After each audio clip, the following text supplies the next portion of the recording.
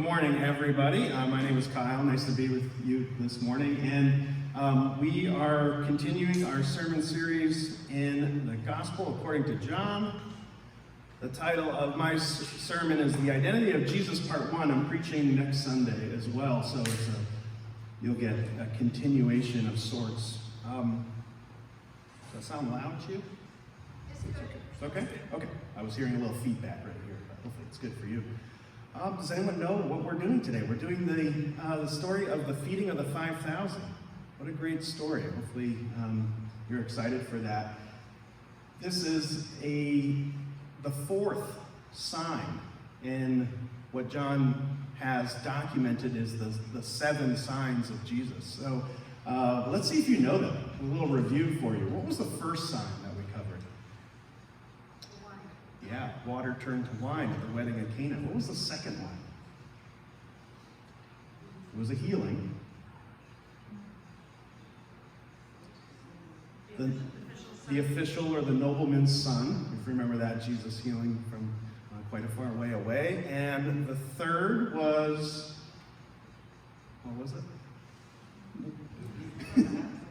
No, it had to do with water in a way. The paralytic man at the pool of Bethesda, right? Okay, so the pool, yeah, so me again. All right, so this is a good review, good thing. And I'm going to review a little bit more next week too. But now we have the fourth sign, which is the feeding of the 5,000. What's the next one? Come on, go ahead. Oh, you didn't read ahead? Walking on water, good. And what's the next one? We got 2 more. Yes, the man who was born blind. And then the final one, raising of the dead from, what's his name? Lazarus, raising from the dead from Lazarus, okay? So now this is, it's kind of interesting because there is some chronological gaps between these, except they are in order. So all of these signs are in order, but there are some gaps. John is doing this for a particular reason. I'll talk about that in a minute.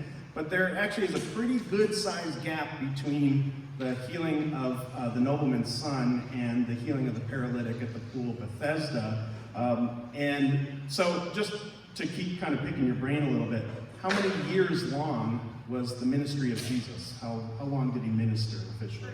3 years, okay. Any idea when the feeding of the 5,000 is? What year of his ministry? It's actually the 3rd. So here we are getting close. Isn't that interesting? Getting kind of firing through, right?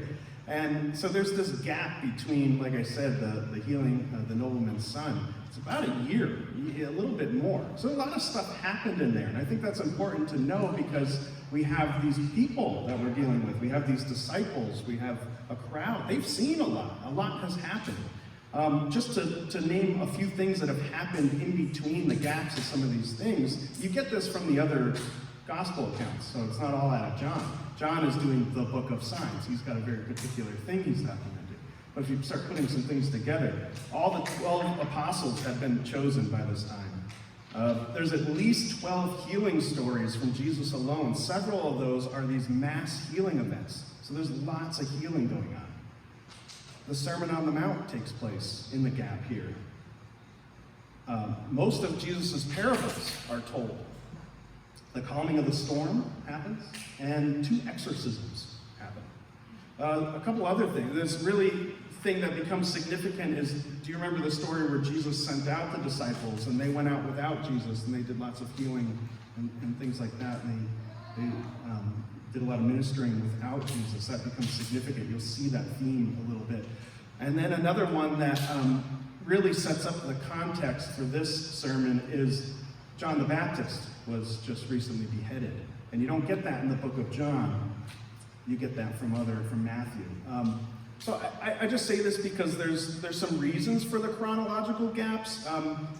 John is trying to make this connection specifically about Moses. And that's why we go from the healing of the paralytic man. Julia taught last week about the conversation Jesus had with the Pharisees about Moses. And here John is going into the feeding of the 5,000, which you'll get this sort of Moses thing in a minute. But that's what John is doing But when he organizes it that way, you lose a little bit of context. And I think the context is important because here we are preaching it, right? A little different to just read through it. You'll get to see the signs all in order, but now that we're preaching, and I think having some context is helpful. So here's my organization. I know I'm doing a bit of a review for you this morning, but here's how the sermon will go. Grief and a desire for solitude, we'll get into that. The deep meaning of Jesus' words. Then the third point is the Moses connection. And then my application, which is demonstrate and share the identity of Jesus. So let's start with my first point.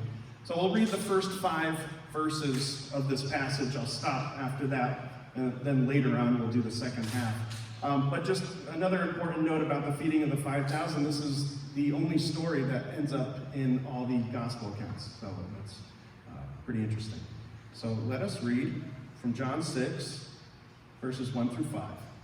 After this, Jesus went away to the other side of the Sea of Galilee, which is the Sea of Tiberias, and a large crowd was following him because they saw the signs that he was doing on the sick. Jesus went up on the mountain, and there he sat down with his disciples. Now the Passover, the feast of the Jews, was at hand. Lifting up his eyes then, and seeing that a large crowd was coming toward him, Jesus said to Philip, "Where are we to buy bread so that these people may eat?" So verse 1 begins with after this, and it's really after the conversation that Jesus was happening with the Pharisees. That conversation was about testimony, witness, and judgment. And after that, indeed, Jesus did depart for this remote location, but it's like I said from the Gospel of Matthew that we learn why Jesus departed for this remote location. John the Baptist was just beheaded. His disciples actually acquired his body, buried him, and then informed Jesus of what happened. Matthew 14:13, when Jesus heard what had happened, he withdrew by boat privately to a solitary place. Hearing of this, the crowds followed him on foot from the towns. So Jesus seeks this desolate and remote place to escape the crowds. We read in the Gospels that the disciples were swamped. They were just dealing with all these people. They didn't have time to even eat. They were just dealing with the needs of the people and were kind of neglecting themselves in a way. Also, the Passover was on Jesus' mind, and also the needs of the disciples, so he sought this private location to keep the Passover with them. Basically, he was seeking some peace and quiet. Well, when they get to this remote location, they were spotted. So people saw them, and they start flocking toward them on foot from all these surrounding towns, and Jesus has compassion on them. They appeared to him as sheep without a shepherd. We get that from Matthew and Mark, not from John, and Jesus, he keeps going with his ministry, right? He taught them many things. He healed all the sick people among them. This is all before the feeding of the 5,000. So from what I can put together, it seems Jesus really did this all on his own. He did it without the disciples. Maybe he was giving them the peace and quiet that they needed, some space. They just dealt with the brutal murder of their friend John. And during this time, Jesus ministered to the people. So just in my own compilation of this, I observe exhaustion, grief, hunger. There's this desire for solitude. I think any introvert in the congregation today is feeling the pain, right? But through all this is the great compassion of Jesus, and he has this great compassion for the crowd that sought him. And he shows great compassion to his disciples too, who he's always teaching. He's always teaching them, even if they're exhausted or they're grieving. He always has something for them, even in times of stress. So he asks, where are we to buy bread so that these people may eat? The next verse says that Jesus said this to test the disciples. So we know it's a question that we can look a little more deeply in. It's not just a simple question about dinner, but it's kind of interesting because here we are talking about food again, except this time it's Jesus who brings it up. He's reminding the disciples of a previous lesson. So do you remember this from chapter 4? Lift up your eyes and see that the fields are white for harvest. Do you remember that from chapter 4? Here the crowd should remind us of that Samaritan crowd and how they also walked toward Jesus and the disciples. And the disciples kept asking Jesus if he had eaten. The disciples at that point really hadn't learned Jesus' priority yet.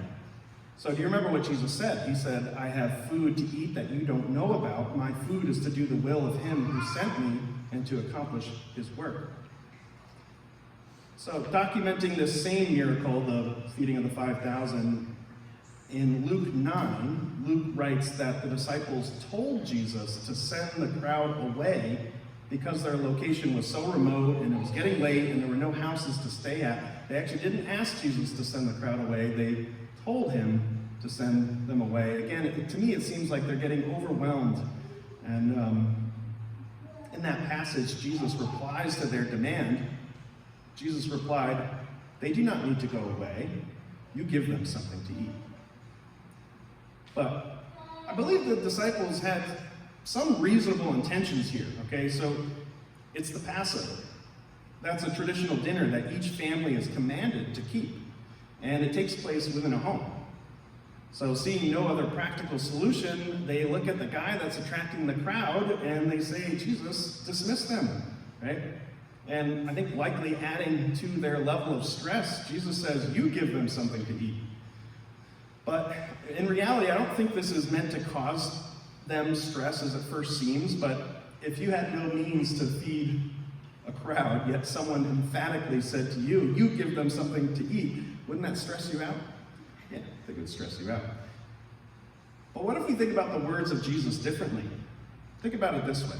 Jesus, knowing the future, he isn't telling them what to do, he's telling them what they will do. You will give them something to eat. And this prophecy isn't just true about what is to happen right now with the crowd in front of them. What Jesus says here is also true about what the disciples will do when Jesus ascends into heaven. He departs from them, ascends into heaven. You will give them something to eat. The bigger question is, what's the something? But obviously, this is all over their heads, these poor guys. They're tired, Jesus. They're not thinking on your level. Anyway, we'll keep reading. So I'll back up just a verse or two so you can get the full context of this, but here's the rest of the passage today. Now the Passover, the feast of the Jews, was at hand. Lifting up his eyes then, and seeing that a large crowd was coming toward him, Jesus said to Philip, where are we to buy bread so that these people may eat? He said this to test them, for he himself knew what he would do. Philip answered him, 200 denarii worth of bread would not be enough for each of them to get a little. One of his disciples, Andrew, Simon Peter's brother, said to him, there's a boy here who has 5 barley loaves and 2 fish, but what are they for so many? Jesus said, have the people sit down. Now there was much grass in the place, so the men sat down, about 5,000 in number.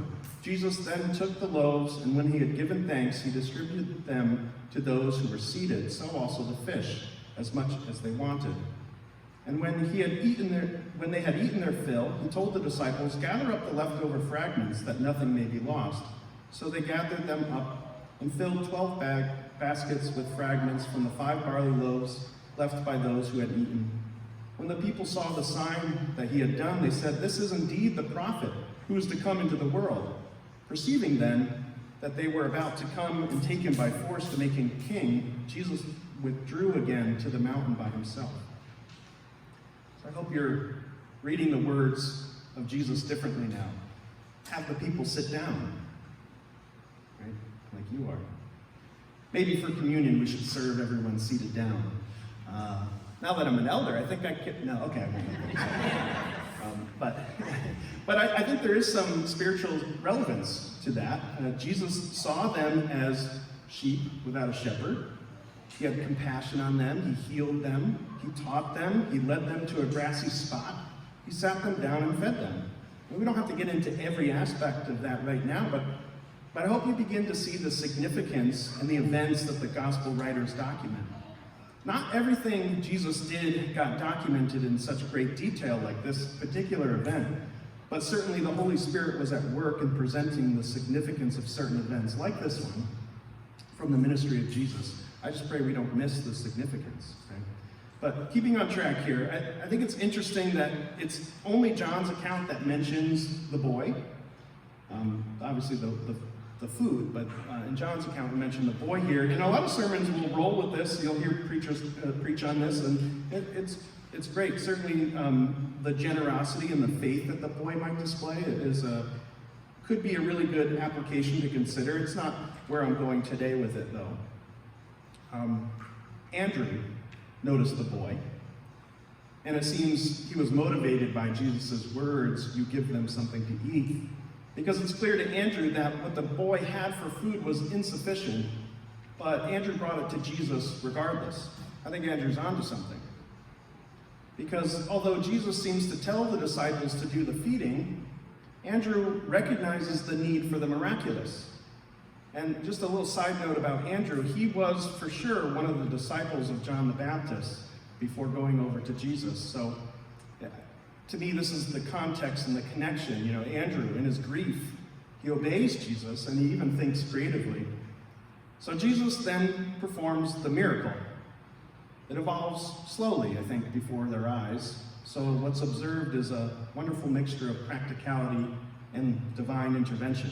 It's not like Jesus just manifested the food from nothing or did something all at once. Instead, Andrew sees a spark, a seed, a humble beginning, and he brings it to Jesus. "You give them something to eat." "Okay, Lord, I'll try." And Jesus does the rest. And I'm struck by the deep meaning behind Jesus' words. Where are we to buy bread so that these people may eat?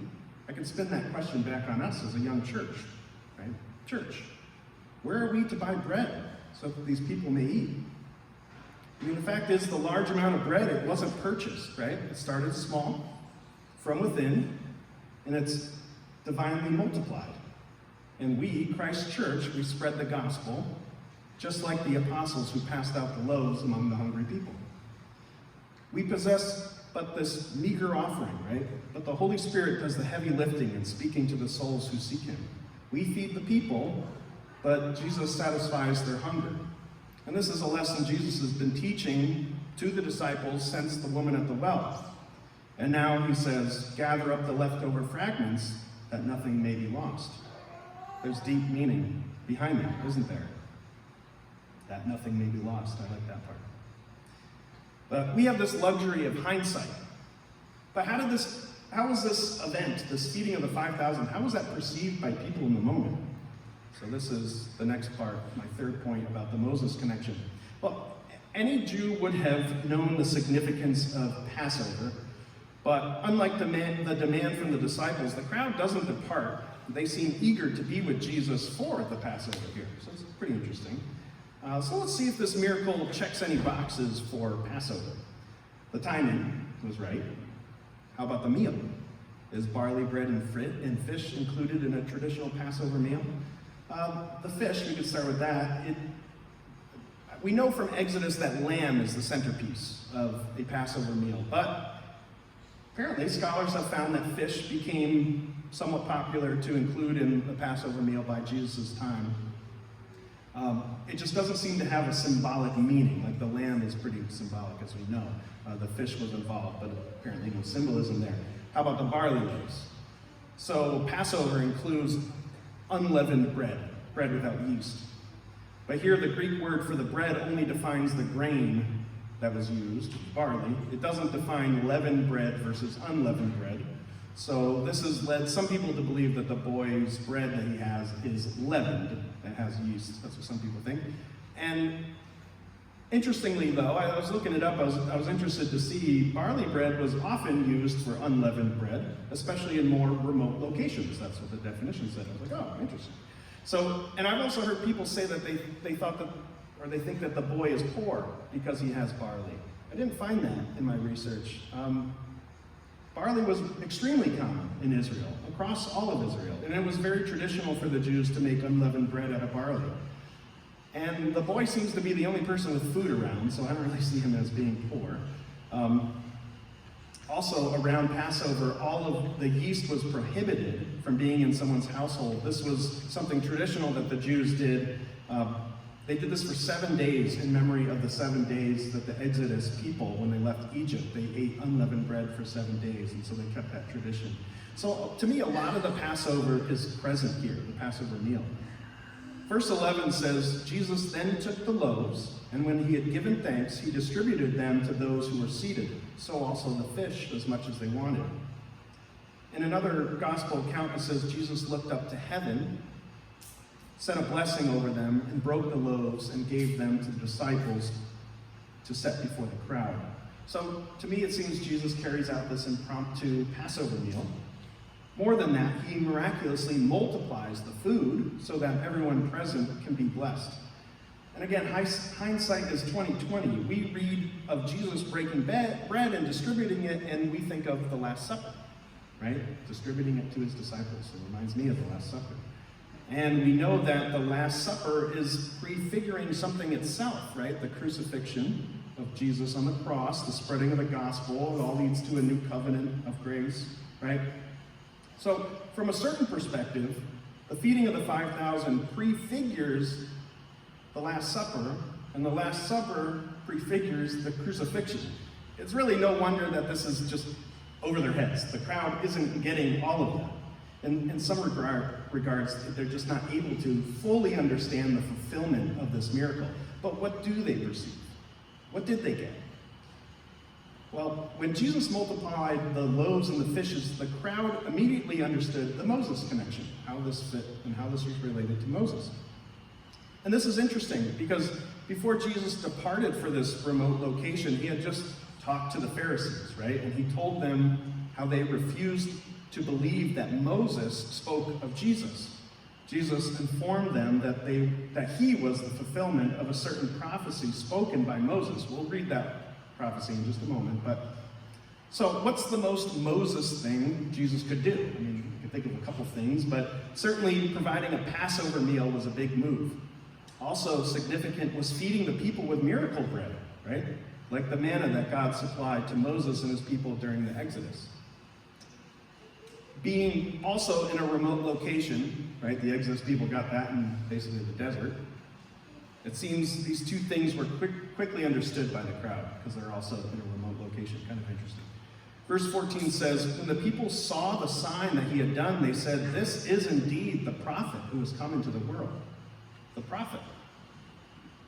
So this is significant because in the book of John, many people identified Jesus as a prophet. For example, when Jesus revealed her sin, the Samaritan woman at the well perceived Jesus to be a prophet. But here the crowd exclaims, this is indeed the prophet who has come into the world. Was Israel expecting a particular prophet to come into the world? Yeah, they were. People even wondered if John the Baptist was this very prophet. John denied the claim, right? But Israel was looking for this prophet ever since Moses spoke of him. So let's go back here to Deuteronomy to see, this helps too with remembering this conversation that Jesus had with the Pharisees. You'll actually see a lot of what Jesus was putting together for his defense or argument. Julia put it together much nicer than that, but you'll see a lot of that in this old Deuteronomic prophecy here. So Deuteronomy 18, the Lord your God will raise up for you a prophet like me from among you, from your brothers. It is him you shall listen. Just as you desired of the Lord your God at Horeb on the day of the assembly, when you said, let me not hear again the voice of the Lord my God, or see this great fire anymore, lest I die. And the Lord said to me, they are right in what they have spoken. I will raise up for them a prophet like you from among their brothers, and I will put my words in his mouth, and he shall speak to them all that I command him. And whoever will not listen to my words that he shall speak in my name, I myself will require it of him. But the prophet who presumes to speak a word in my name that I have not commanded him to speak, or who speaks in the name of other gods, that same prophet shall die. Now, if you know, after Moses, Joshua was appointed by God. It's clear that God called him, but it's also clear in Scripture that Joshua is not the guy. And it's important to know this too, just a little further.